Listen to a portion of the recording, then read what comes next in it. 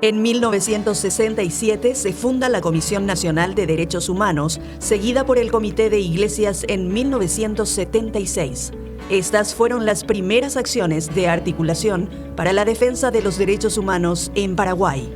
Durante la década de los 80, diversas organizaciones colaboran desde el Seminario Mayor y crean un sindicato de trabajadores sociales. En 1988 se alcanzó un hito histórico cuando 15 organizaciones emitieron el primer comunicado conjunto de la sociedad civil en respuesta a la agresión hacia el CEAS y lograron el retorno de 3 compañeros expulsados del país.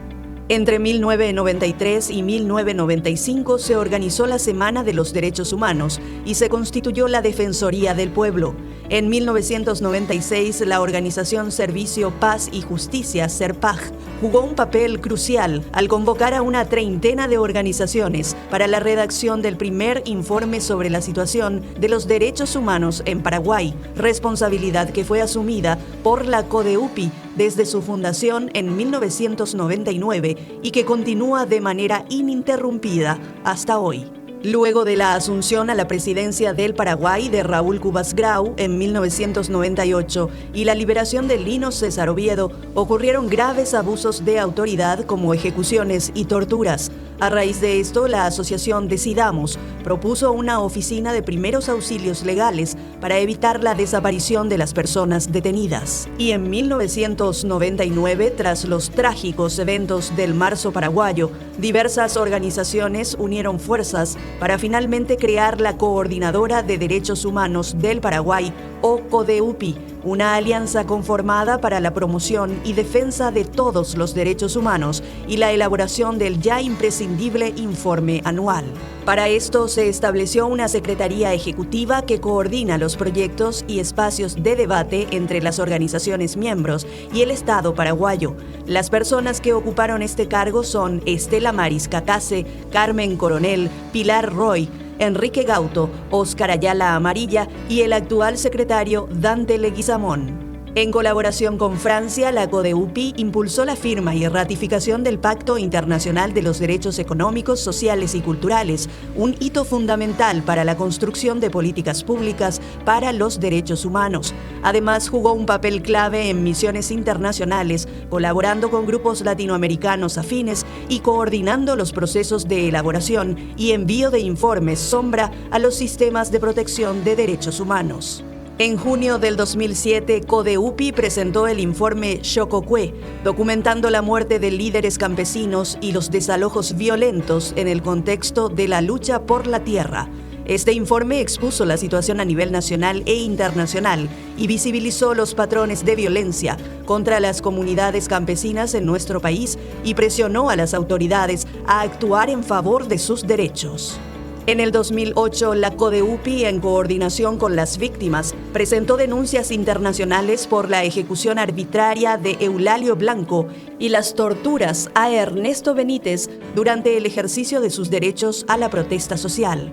Ambos casos fueron autorizados por la policía en coordinación con la Fiscalía y siguen impunes hasta hoy. En el 2012, el Comité de Derechos Humanos de las Naciones Unidas concluyó que en ambos casos el Estado paraguayo fue responsable de las violaciones de sus derechos. La CODEUPI ejerció la defensa de varias de las personas acusadas, evidenciando los gravísimos errores y violaciones de derechos procesales en una investigación sumamente deficiente que criminalizó a hombres y mujeres campesinos de la zona. Finalmente, en el 2011, el juez Gustavo Bonsi liberó a 14 campesinos acusados de colaborar con el Ejército del Pueblo Paraguayo, conocido como EPP, debido a la falta de pruebas. Ese mismo año se presentó el segundo informe al Comité de la CEDAW y se sancionó la ley que crea el Mecanismo Nacional de Prevención de la Tortura, que se constituyó formalmente con el aporte clave de la CODEUPI. En el 2012, la CODEUPI documentó los hechos de la masacre de Curuguatú, además de apoyar las acciones legales en torno a la masacre de Marinacue y redactar un informe que ayudó a cuestionar la versión oficial e influyó en la sentencia de absolución.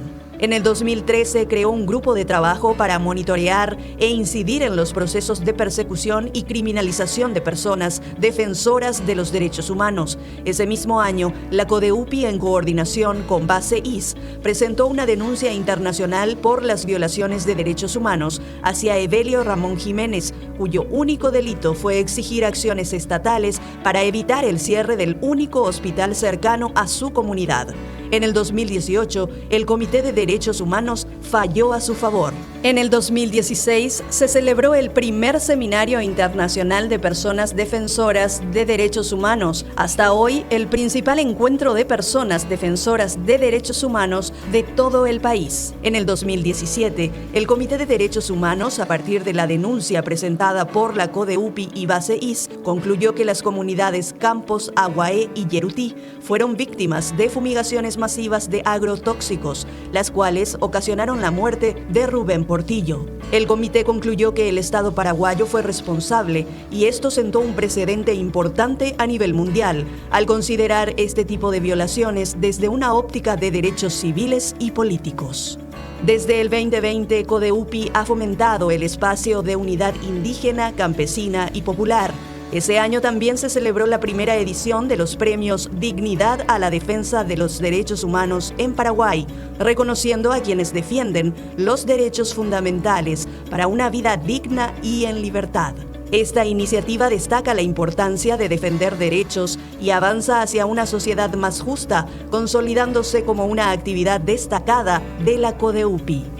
Históricamente, la CODEUPI acompaña la lucha de las comunidades LGBTIQ+.